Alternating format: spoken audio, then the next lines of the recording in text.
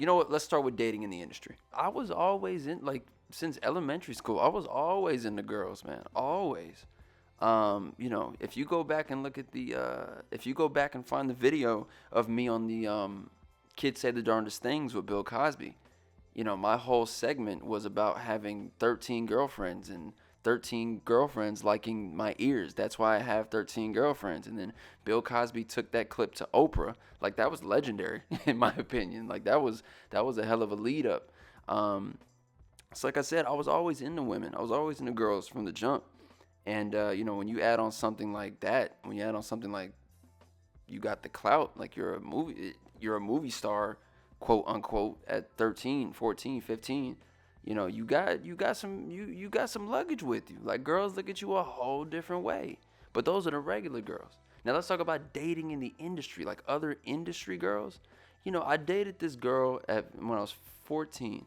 And she was a singer, and she comes from a lineage of famous singers with a very famous last name. And, that was like my first, like, puppy love girlfriend. And it's been crazy to see her in Los Angeles through the years and how she's changed and how she hasn't changed.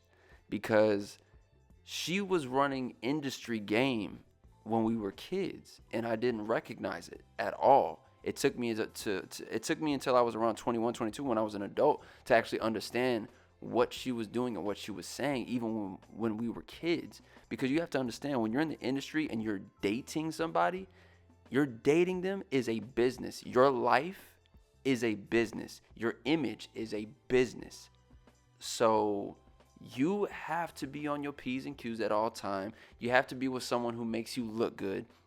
You have to be with someone who matches your game, that the people or the public can't tear apart because it's like he deserves better, she deserves better. They don't match, it doesn't fit right. Like, that's what it's a business. It is a PR stunt run business when it comes to dating in the industry. And some people can try to deny it. Some people can try to say what they want, but I'm sorry, like, it is the AwareWolvvves podcast, so I feel like I can keep it all the way 1,000 with y'all. I feel like that.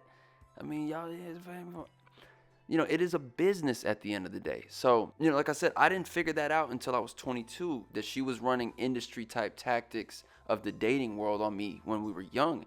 And the fact that she was doing that had let me know later on down the line, like, yo, she was ahead of her age. So I don't know what she dealt with or what she saw before me and her were ever dating.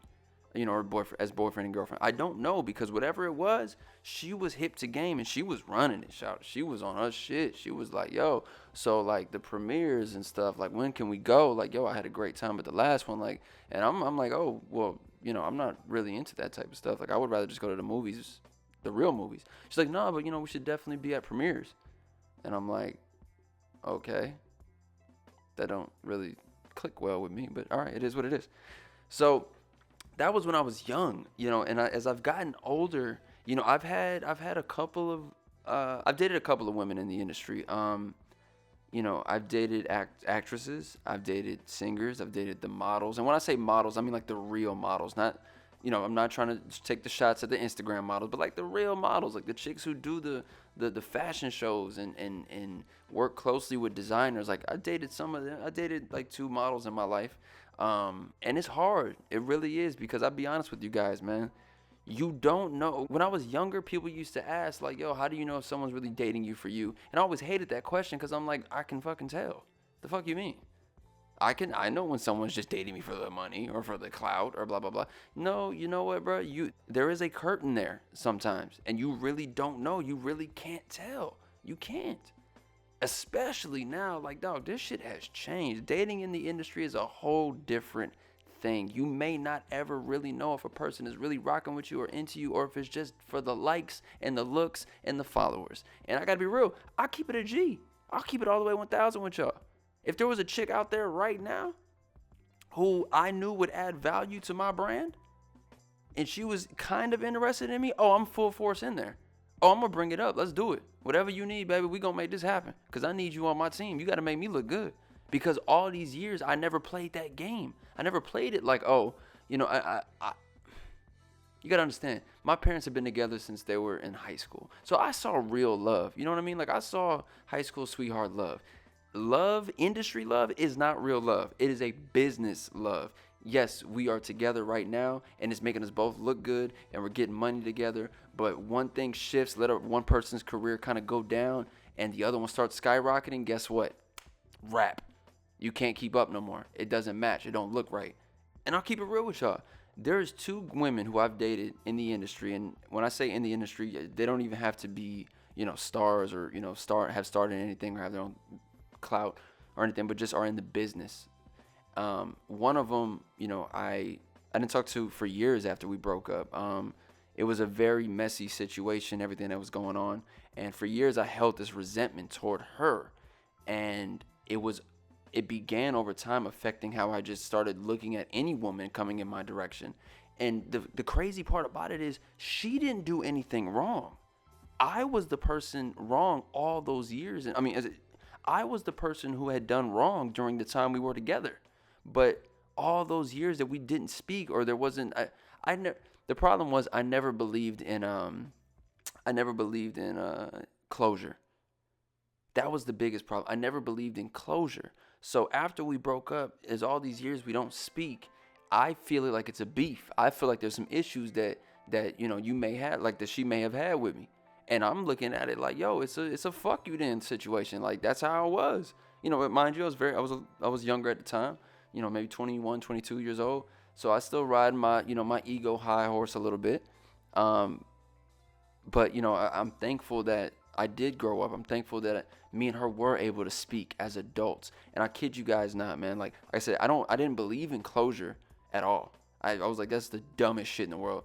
Everyone, you can move on from people, like, fuck them, just leave them there, and they ain't fucking with they're not fucking with your daily life anyway. Just leave them be, go on your way. But closure does help certain people. Now, mind you, I'm saying this, but I don't mean that you got to go back to the bad, like the really, really, really bad shit to try to get like some clarification or closure on that. I'm not speaking about those type of people or those type of relationships. If you found yourself in an abusive relationship, whether it was verbal or physical, you don't need to be anywhere in that. That ain't where you need to be. That's not it.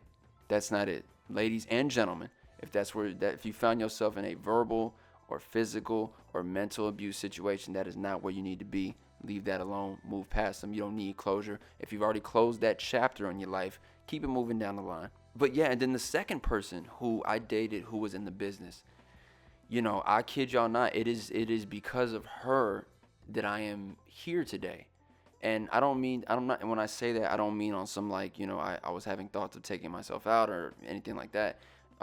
It was more of I didn't know what else to do. I felt I had run through all the resources.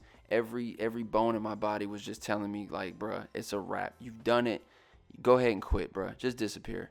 Because you're trying to continuously go out here in the world and try to get acceptance from the industry and the big wigs, and you're living in Los Angeles, and you have to go out all the time and you got to shake the hands, but that's not even you. You don't like doing that. Because you don't like doing that, you're not allowed to bitch about what you do and do not have because the industry or the business is not giving it to you because you're not playing by the rules. So I've always had that constant battle fight in my head. But I met this one girl and she changed everything in me. Everything. I looked at the industry and myself completely different. She saw value in me. And when I say value, I don't mean just money. I mean like as a person, as a human being, and what I may mean to somebody. She showed me that, and to this day, I will thank her and I will hold her on the highest regard. I don't give a damn what it is, what's going on, what she may do, what I may do. That woman changed my life for the better, and I will have nothing but the utmost respect, and I will love that girl. I will have love for her forever because she didn't have to do the things she did. When I tell you guys, she went to the end of the world and back for a nigga, and she didn't have to do that. She had already dealt with industry niggas before. She had already dealt with industry niggas with issues or egos or some emotional shit. Thank God I'm not, I don't have emotional issues. I'm not running off the deep end constantly. I'm one of those people where if something's wrong, just leave me be. Like, I ain't trying to even deal with nobody. But, there are men and women out there who use their emotions in different ways when they get riled up. But, man, I tell you, this girl did everything and more. And when I'm speaking about she built me. Everything that was missing inside of me mentally, I felt like she was in my brain, just literally putting gears and screws in places that was allowing me to get to this moment right here today, speaking to you guys. I kid you not. Everything changed when I met her. I saw the world completely different.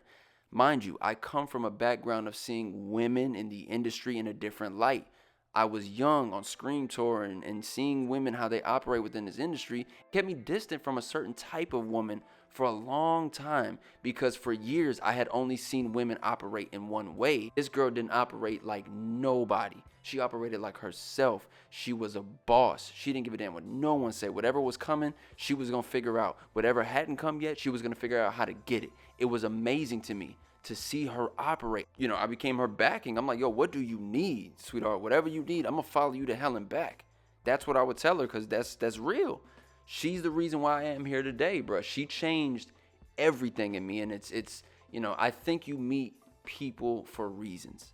I don't know if I was meant to be with that girl, but what I do know is I'm here today because of her.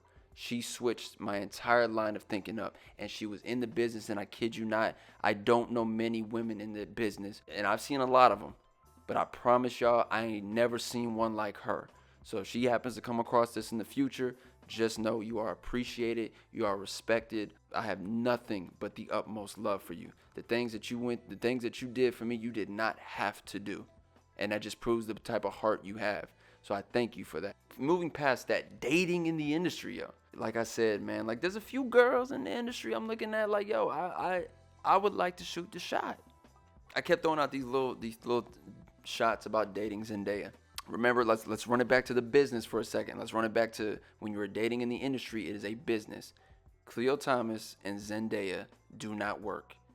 Our brands are completely different. Our outlooks and our beliefs, from the outside looking in, are completely different. She is the sweetheart. She is the bulletproof ethnic girl that you can't say not one thing about. When that E Entertainment fashion chick says something about her dreadlocks when she was at the award show, Zendaya read that bitch to death. My God, I'll never forget that post. I was like, God damn. Zendaya didn't have to kill the bitch like that, but she did. Like I said, it is a business. So me and her would not fit. The business wouldn't match. People would be confused. We hit a red carpet together. They'd be like, what is she doing with this elephant trunk nose, big eared nigga? That's one. Two, have you looked into his videos and the things he speaks about? It don't match Zendaya's look. It don't match Zendaya's outlook on the world. So that ain't gonna work. Let me put it to y'all like this. Is the Jay-Z and Beyonce relationship, is it bigger and more valuable when they are together or when they are single? Because let's look at it from Beyonce's role. Beyonce is it. That is the pinnacle of woman empowerment. It's her. She is it. But to be a woman in this world, you have to represent all realms and aspects of what it means to be a woman. So that means being a wife. That means being a mother. What happens when the news breaks? Oh, her and Jay-Z are getting a divorce. Now that brings down the brand. Now that brings down the value. That depreciates. All of a sudden, she's not a superhero anymore. Because Beyonce is meant to represent the essence and the definition of a woman. That is what she has built this brand on. So keep that in mind, bro. When it's dating in the industry, you got to look at certain ones to be like, that's a business decision. It is. It is, bro. It's a business decision. Not saying that love isn't intertwined somewhere. Not saying that lust isn't intertwined somewhere. Not saying that even liking them is not intertwined. Liking each other isn't intertwined in there somewhere. But understand, when it is in the industry realm, there is a bit of business in there. Just keep that in mind. That may be a little too real for y'all, man. I hope y'all understand what I'm saying, bro. I'm not sitting there trying to pick and nitpick, or I'm not coming at the Beyonce Jay-Z relationship at all. What I'm saying is just like, look, let me open your eyes to what's really popping off out here. The other topic at hand, man, was why I quit music. This is gonna be hurtful. This is gonna hurt. Yo, what's going on? It's Khleo Thomas, aka Mr. Slick Living. If you enjoyed this clip of the AwareWolvvves podcast, make sure you sign on to patreon.com/Khleo Thomas and pledge today so you can have access to the full episode.